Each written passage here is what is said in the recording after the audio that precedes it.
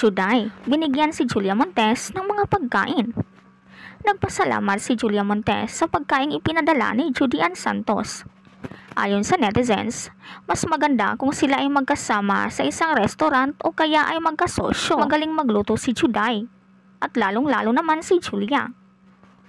Taong 2000, nagmamayari si Juday ng dalawang restaurants na Jaffa Kilimanjaro at Cafe Caravan sa Diliman ng Quezon City, ngunit iyon ay nagsara.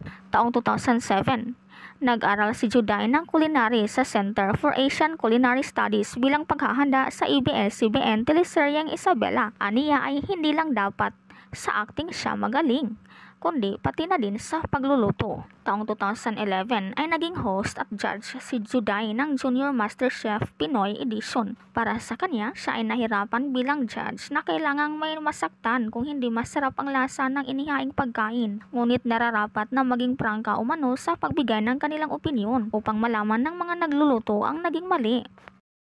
Taong 2015, naglabas si Juday ng cookbook na Judy Ann's Kitchen na naging kakulab ang Anvil Publishing at National Bookstore. Ang manunulat ng Philippine Daily Inquirer na si Ruel de Vera ay inilarawan ang kanyang aklat na naglalaman ng mga simpleng recipe hanggang sa naging komplikado. Nagmula ang hiling ni Juday sa kanyang trabaho bilang child star noon na sila ay pinalibutan ng caterers hanggang sa pumasok na sa culinary school.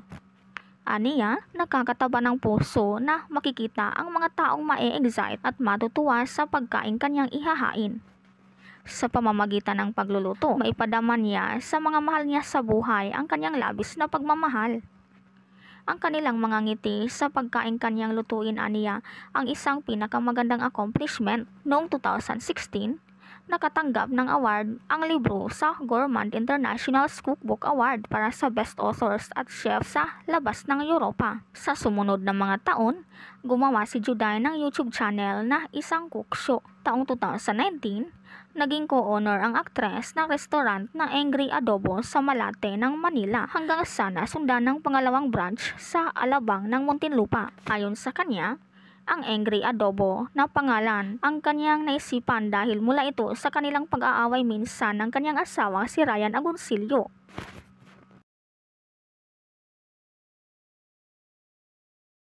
Si Julia Montes naman ay nakapagtapos din ng culinary noong 2015 sa Center for Culinary Arts na nagkasama si Yam Concepcion.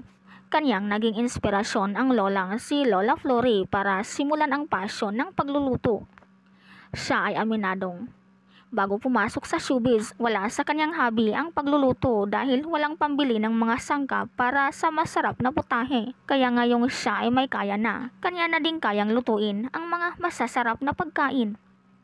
Kanyang ginustong may laging pagkaing nakahanda para sa kanyang lola mula sa trabaho. Sinangag ang kanyang paboritong iluto sa Lola Flory at kanya pang naalala na ito ang pinakaunang recipe na kanyang natutunan noon. Hindi lang magaling pagdating sa acting, ninais din ni Julia ang mas marami pang matutunan pagdating sa kusina. Siya ay nagka-interes sa Spanish recipes gaya ng kalyos, paella at cuchinillo na paborito na mga ulam ni Coco. Aniya ay bagay na bagay silang dalawa na nagka-partner sa kusina dahil masarap din daw magluto si Coco ng lechon. Nangangarap si Julia na makatrabaho sa isang cooking show si Judy Ann Santos dahil kanyang nakita kung paano siya ka-passionate sa pagluluto, lalo na kung paano niya ihahain ang gawang recipes sa kanyang pamilya. Aniya pa din, wala siyang specific na recipe na kanyang gusto dahil hilig niya ang mag-experiment pa ng mga bagong luto at mag-explore. Sina Juday at Julia ay ipinakita ang kagalingan sa mga papel na ginampanan sa teleseryeng Mara Clara. Gumanap si Juday noong 1992 bilang Mara del Valle hanggang 1997. Umabot ang kanilang bersyon ng 5 taon na kasama si Gladys Reyes na gumanap bilang Clara. Sa panahon ni Julia, siya ang gumanap bilang Clara at gumanap naman si Catherine Bernardo bilang Mara. Ang kanilang bersyon ay umere mula 2010 hanggang 2011. Ikaw, anong masasabi mo dito?